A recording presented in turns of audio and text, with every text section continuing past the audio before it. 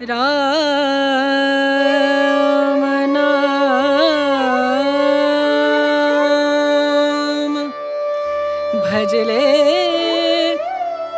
राम नाम सुखधाम भजले राम नाम सुखधाम भजले राम नाम.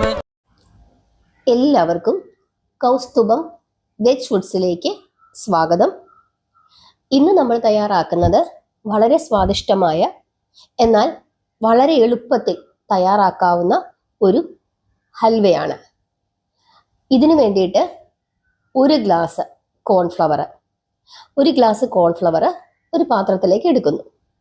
അതിനുശേഷം നമ്മൾ ഏത് പാത്രത്തിലാണോ കോൺഫ്ലവർ എടുത്തത് അതേ പാത്രത്തിൽ തന്നെ 2 ഗ്ലാസ് പച്ചവെള്ളം, സാധാരണ റൂം ടെമ്പറേച്ചറിലുള്ള വെള്ളം, ഫ്രിഡ്ജിൽ വെച്ച വെള്ളമല്ല, സാധാരണ വെള്ളം. ആ വെള്ളം ഒഴിച്ചിട്ട് ഒട്ടും കട്ടയില്ലാതെ നല്ല പാല് പോലെ ഈ കോൺഫ്ലവർ കലക്കി വെക്കണം. राम नाम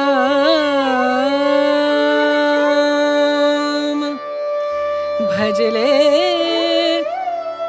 राम नाम सुखधाम भजले राम नाम सुखधाम भजले राम नाम सुखधाम.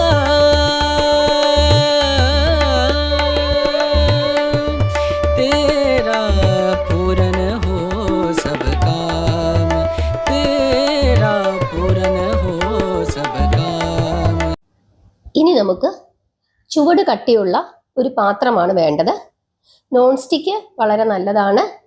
അതല്ല മറ്റേതെങ്കിലും പാത്രമാണ് എടുക്കുന്നതെങ്കിൽ ആ പാത്രത്തിൽ മുഴുവനായിട്ട്, അതിൻ്റെ അകംഭാഗം മുഴുവനായിട്ട് ഒന്ന് നെയ്യോ എണ്ണയോ തടവണം.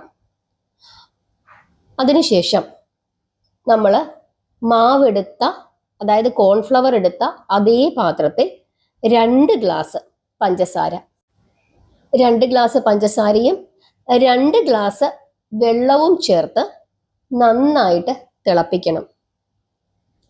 നന്നായിട്ട് പഞ്ചസാര അലുത്ത് തിളച്ചു വരുന്ന സമയത്ത് 1 സ്പൂൺ നാരങ്ങാനീര് ചേർക്കുക.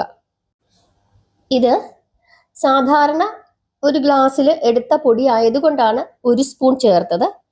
ഈ ഗ്ലാസ്സിനേക്കാൾ തീരെ ചെറിയ പാത്രത്തിലാണ് നിങ്ങൾ എടുക്കുന്നതെങ്കിൽ 1/2 സ്പൂൺ നാരങ്ങ ചേർത്താൽ മതി. നമുക്ക് എല്ലാവർക്കും ആഹാരം ഉണ്ടാക്കാൻ അറിയാവുന്ന ആളുകളാണ്. ഒരു ചെറിയ ഒരു പുളിരസം അത് മാത്രം മതി. അതിനു വേണ്ടിയിട്ടാണ് നാരങ്ങാനീര് ചേർക്കുന്നത്. സാധാരണ ഒരു കപ്പിലാണെങ്കിൽ ഒരു സ്പൂൺ നാരങ്ങാനീര് മതിയാകും. തീരെ ചെറുതാണെങ്കിലാണ് ഞാൻ പറഞ്ഞത് 1/2 സ്പൂൺ മതി എന്നുള്ളത്. അങ്ങനെ നാരങ്ങാനീരും കൂടെ ചേർത്ത് ഈ പഞ്ചസാര ലായനി നന്നായിട്ട് തിളയ്ക്കണം. നന്നായിട്ട് തിളച്ച് ഇതൊന്ന് ഒട്ടണം. കയ്യിലൊന്ന് എടുത്തു കഴിയുമ്പം ഒന്ന് ഒട്ടി വരണം. അതല്ലാതെ അങ്ങ് ഒരു നൂൽ പോലെ ആ നിലയിലേക്ക് ആകണ്ട. അതിന് തൊട്ട് മുമ്പായിട്ട് ആ ഒരു സ്റ്റേജ് വരെ നന്നായിട്ട് ഈ പഞ്ചസാര ലായനി തിളപ്പിക്കണം. നാരങ്ങാനീര് ഒഴിച്ചു കഴിയുമ്പം ആ പഞ്ചസാര ലായനിക്ക് ഒരു ചെറിയ ഒരു പതയൊക്കെ ഒന്ന് കൂടുതലായിട്ട് വരുന്നതായിട്ട് നമുക്ക് കാണാനായിട്ട് സാധിക്കും. ഒരു ചെറിയ ഒരു നിറവ്യത്യാസം പോലെയൊക്കെ നമുക്ക് തോന്നും. അതിനുശേഷം ഈ പഞ്ചസാര ലായനിയിലേക്ക് നമ്മുടെ കോൺഫ്ലവർ കലക്കി വെച്ചത് അതൊന്നുകൂടെ നന്നായിട്ട് ഇളക്കി ചേർക്കണം. ചേർത്തിട്ട് കൈ എടുക്കാതെ ഇളക്കിക്കൊണ്ടിരിക്കണം, ഒരു മീഡിയം തീയിൽ വെച്ചിട്ട്. അങ്ങനെ നന്നായിട്ട് ഇളക്കി ഇത് നല്ല കുറുകി ഈ ഒരു പരുവം ആകുന്ന സമയത്ത് അതിലേക്ക് നമുക്കിഷ്ടമുള്ള നിറം ഏതാണോ പെർമിറ്റഡ് ഫുഡ് കളർ നമുക്ക് ഉപയോഗിക്കാൻ സാധിക്കുന്നത് ആ നിറം ചേർക്കുക. ഇനി നിറം വേണ്ട, നിങ്ങൾക്ക് മഞ്ഞപ്പൊടി മാത്രം മതി, ഒരു മഞ്ഞ നിറം മാത്രം മതി എന്നുണ്ടെങ്കിൽ ഈ സമയത്ത് കേസർ, അതായത് കുങ്കുമപ്പൂവ്, അതൊന്ന് ശകലം പാലിൽ കലക്കി അത് ചേർക്കാം. ഇനി അതുമില്ലെങ്കിൽ മഞ്ഞൾപ്പൊടിയാണ് ചേർക്കാൻ ഉദ്ദേശിക്കുന്നതെങ്കിൽ മഞ്ഞൾപ്പൊടി ആവശ്യത്തിനെടുത്ത് വേറൊരു പാത്രത്തിൽ അല്പം നെയ്യ് ചേർത്ത് ഒന്ന് ചൂടാക്കി ആ മഞ്ഞളിൻ്റെ ആ ഒരു റോ സ്മെല്ലുണ്ട്, ആ ഒരു കുത്ത്, ആ കുത്ത് മാറ്റിയതിനു ശേഷം മാത്രമേ ചേർക്കാവൂ. ഇല്ലെങ്കിൽ മഞ്ഞപ്പൊടിയുടെ ആ ഒരു പച്ച ചൊവ അത് നമ്മുടെ ഹൽവയ്ക്ക് ഉണ്ടാകും. അതിനുശേഷം ഈ നിറവും കൂടെ ചേർത്ത്, ഈ കളറും കൂടെ ചേർത്ത് നന്നായിട്ട് ഇളക്കി 2-3 സ്പൂൺ നെയ്യും ചേർത്ത് ഇത് ചെറുതീയിൽ നന്നായിട്ട് ഇളക്കണം. ഇളക്കി വരുമ്പം ചെറിയ ചെറിയ ബബിൾസ് ഒക്കെ വരും. അത് ആ വെള്ളത്തിന്റെ അംശമാണ്. ആ ബബിൾസ് ഒക്കെ മാറുന്നത് വരെ നന്നായിട്ട് ചെറുതീയിൽ ഇളക്കണം. ഒരു 5-6 മിനിറ്റ് എങ്കിലും നന്നായിട്ട് ഇളക്കി ഇത് നല്ല ഒരു കട്ടിയാകുന്ന ഒരു പരുവം, അതാണ് നമ്മൾ നോക്കേണ്ടത്. വെള്ളത്തിന്റെ അംശം ഉണ്ട്, അത് അത്ര കട്ടിയായില്ല എന്നുണ്ടെങ്കിൽ ഹൽവ സെറ്റ് ആവും, പക്ഷെ ഒരു ലൂസ് ആയിട്ടുള്ള ഒരു ടെക്സ്ചർ ആയിരിക്കും. അതായത് അവിടെ ഇവിടെയൊക്കെ ഒന്ന് ഒട്ടുന്നത് പോലെ നമുക്ക് തോന്നും. അതുകൊണ്ട് ഒട്ടും വെള്ളമില്ലാത്ത അവസ്ഥയിൽ ഇത് ചെറുതീയിൽ ഒരു 5-6-7 മിനിറ്റ് ഒന്ന് നന്നായിട്ട് ഇളക്കി ഇതിലെ ആ ഒരു ജലാംശമൊക്കെ പറ്റി വരുന്ന സമയം വരെ നമ്മൾ ഇളക്കണം. അതിനുശേഷം നമുക്ക് ഇതിനകത്തേക്ക് ഏലക്കാപ്പൊടി ചേർക്കാം. അതല്ലെങ്കിൽ മറ്റേതെങ്കിലും ഫ്ലേവറിങ് ഏജന്റ് അത് ചേർക്കണമെങ്കിൽ ചേർക്കാം. ഡ്രൈ ഫ്രൂട്ട്സ് അത് ചെറുതായിട്ട് നുറുക്കി അത് ചേർക്കാം. ചേർത്തില്ലെങ്കിലും കുഴപ്പമില്ല. ഈ ഏലക്കാപ്പൊടി ചേർത്തില്ലെങ്കിലോ ഫ്ലേവറിങ് ഏജന്റ് ചേർത്തില്ലെങ്കിലോ ഡ്രൈ ഫ്രൂട്ട്സ് ചേർത്തില്ലെങ്കിലോ ഒന്നും ഒരു കുഴപ്പവുമില്ല. ചേർത്താൽ കുറച്ചും കൂടി നല്ലതാണ് എന്ന് മാത്രമേ ഉള്ളൂ.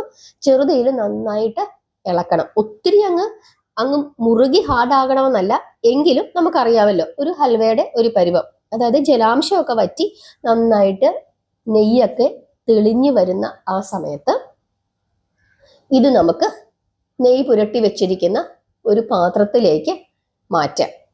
അങ്ങനെ ആ പാത്രത്തിലേക്ക് മാറ്റി അത് നന്നായിട്ട് തണുക്കണം. ഒരു 3-4 മണിക്കൂർ, അല്ലെങ്കിൽ 2 മണിക്കൂർ 3 മണിക്കൂറെങ്കിലും ഇരുന്ന് തണുക്കണം. പെട്ടെന്ന് തന്നെ ഇത് തണുത്തു വരും, 1/2 മണിക്കൂർ 1 മണിക്കൂർ കൊണ്ട് തണുത്തു വരും.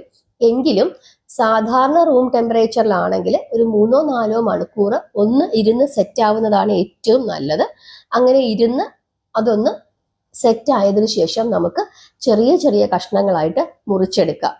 വളരെ എളുപ്പത്തിൽ തയ്യാറാക്കാവുന്ന, വളരെ സ്വാദിഷ്ടമായ, നമ്മുടെ വീട്ടിൽ തന്നെ കുഞ്ഞുങ്ങൾക്ക് നമുക്ക് വിശ്വസിച്ച് ഉണ്ടാക്കി കൊടുക്കാൻ പറ്റുന്ന ഒരു ഹൽവയാണ്.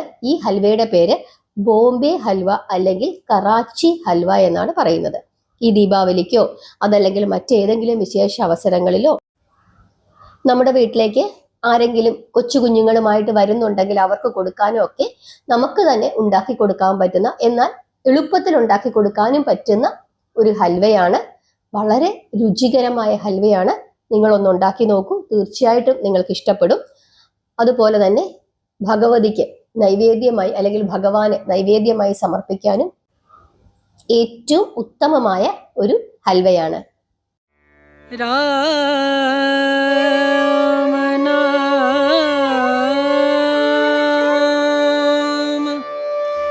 भजले राम नाम सुखधाम, भजले राम नाम सुखधाम, भजले